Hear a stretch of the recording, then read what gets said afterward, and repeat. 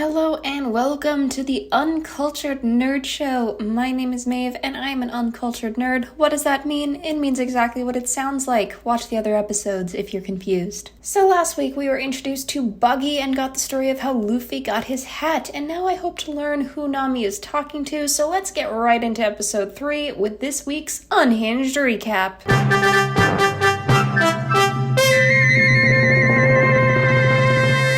We open with this kid running through the town yelling about pirates coming, and he does this a lot so people stop believing him. Boy, you cried wolf analogy, and eventually he grows up to still be pulling this shit. The crew's boats sink and they end up in this boatload. Luffy finds what I assume to be the ship from the show, which this guy, I guess his name is Usopp, is working on, and tells them he can help him get the ship. So they go to this rich lady's house who Usopp's friends with and whose servants are so obviously evil. I mean, seriously, could it have been any more obvious that they were fucking evil? So this lady is Kai and she invites them to dinner. Luffy bets Nami he can talk Kai into giving them the ship while they change in the world's greatest closet. And we get the obvious confirmation of the servants being obviously evil as they plan to poison Kai that night. Kobe is on his marine mission to find the straw-hatted pirate, and the captain sees potential as marine by playing this game, and I would really love to know the rules. At dinner, this guy who runs the shipyard tries to talk to Kai about the ownership, but this asshole keeps pushing him away. Kai gets served the poison, but before she can eat it, Luffy tries to convince her to give them the ship while admitting that they're pirates. Asshole Butler tries throwing them out, but Kai tells them to stay the night. On the marine ship, they caught up with Luffy's sunken ship, and they are almost at the shipyard, and Captain Dude puts Kobe in charge over Never Baby. Money Guy confronts Butler after dinner in the basement. Turns out Butler's trying to get the shipyard turned over to him instead of Kaya. Money Guy's not having it, but Butler turns out to be the Flash and Edward Scissorhands put together, so bye-bye Money Guy. Sorry, I guess his name's Mary. I just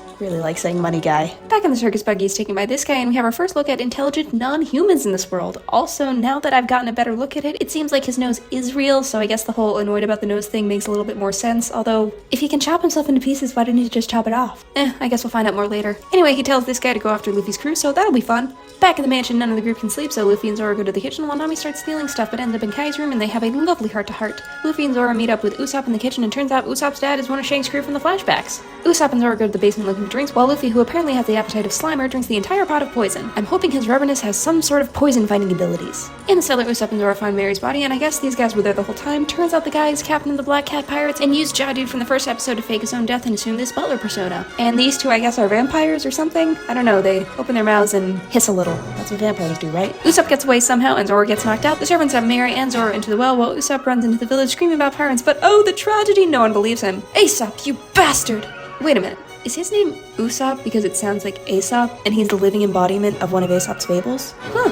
Cool. Anyway, turns out he yelled about pirates as a kid because he wanted his dad to come back and help his sick mother who died right in front of him. Oh, the trauma. So he cries about no one believing him, but look, it turns out it's Kobe and the Marines, and they believe him. Dun dun dun! So this was our first real cliffhanger episode. I mean, all the others had little teasers at the end, hinting at stuff to come, but this was the first one that ended with the group still being in active peril, not having resolved their conflict yet, and the villain still very much being at large. I mean, Zoro's knocked out down the well, Luffy's poisoned, and the Marines are on their way. Not looking good.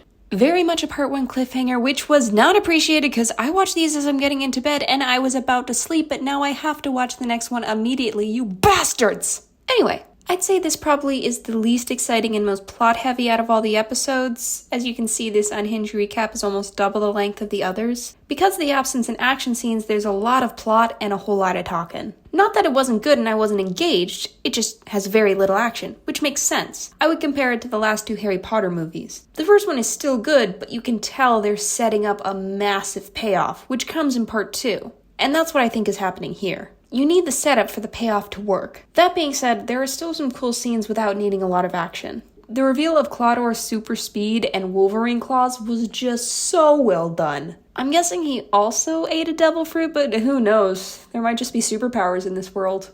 I have barely lifted a grain of sand on the Sahara Desert that is the world of One Piece. Anything is possible, like apparently intelligent non-humans. This guy sort of looks like an anthropomorphic sawfish, and I'm very curious to see what the rest of his crew looks like. I'm expecting a Davy Jones type deal. The squid guy, not the monkey. Speaking of, the Buggy interrogation was also very well done. I love how they keep revealing the new pirates with their wanted posters, and the rewards just keep rising. Like when Buggy was revealed, it seemed like a big, oh shit, this guy's bad news, look how big that reward is! But then Clawdor shows up, and Arlong, and it's like, shit, that's even worse! And this is only episode 3, for goodness sake. How big are these rewards gonna get, and how bad are these villains gonna be? There were definitely some more fan cheer moments in this episode. I'm guessing the pirate flag reveal, the ship reveal, and Arlong's reveal were probably some fan cheer moments. Also, in terms of the anime-inspired style, I'm noticing a lot of fisheye lenses. This is a sort of style choice I'm not fully understanding. I'm guessing it originated with the anime, but I'm not sure I'm getting why it's being used when it's being used.